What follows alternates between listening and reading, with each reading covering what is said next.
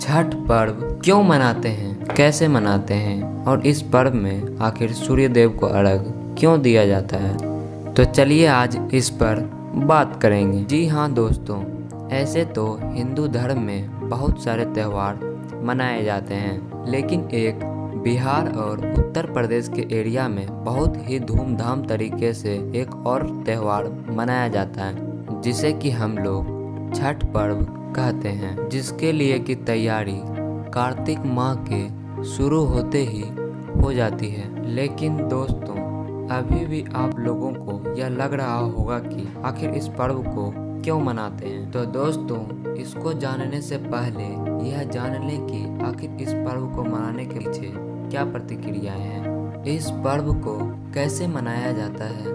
तो चलिए सबसे पहले इस पर विचार करते हैं। दोस्तों, छठ पर्व हमारे देश के प्रमुख त्योहारों में से एक माना जाता है। इस पर्व पर माँ छठ को और सूर्य देव की उपासना की जाती है। इसके दौरान 36 घंटे का कठिन निर्जला उपवास रखा जाता है। इसमें कार्तिक माह के चतुर्थी तिथि के पहले दिन नहाय खाय होता है, जिसे कि हम लोग कदुआ भात के नाम से भी जानते हैं। इसके दूसरे दिन खरना होता है। इसके तीसरे दिन डूबते सूर्य की उपासना की जाती है और इसके चौथे दिन उगते सूर्य की उपासना की जाती है।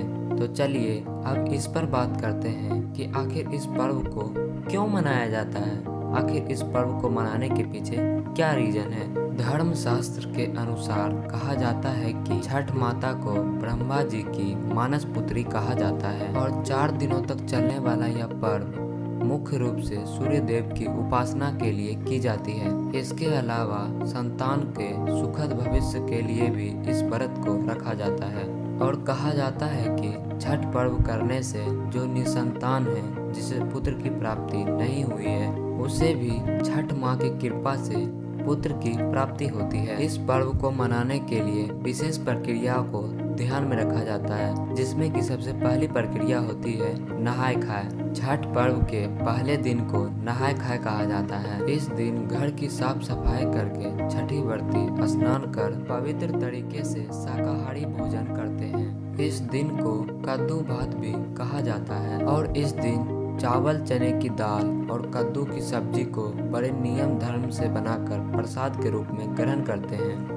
नहाय खाय के दूसरे दिन को खरना कहा जाता है। खरना के दिन भी महिलाएं उपवास रखती है और इस दिन महिलाएं छठी माता के लिए प्रसाद बनाती है। खरना के दिन गुड़ का खीर बनाने की भी परंपरा है। प्रसाद को अच्छी तरीके से बन जाने के बाद व्रती माता प्रसाद खुद ग्रहण करती है।